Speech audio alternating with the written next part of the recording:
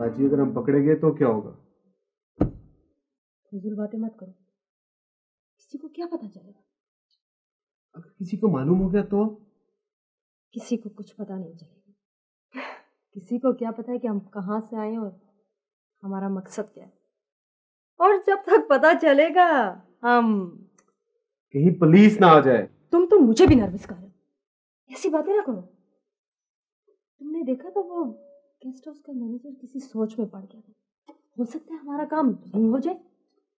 काम होते होते कहीं काम तमाम ही ना हो जाए।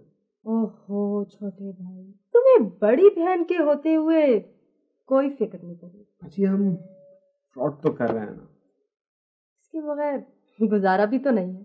और हम कौन सा इतना बड़ा फ्रॉड कर रहे हैं, छोटा सा, बिल्कुल मुन्ना सा।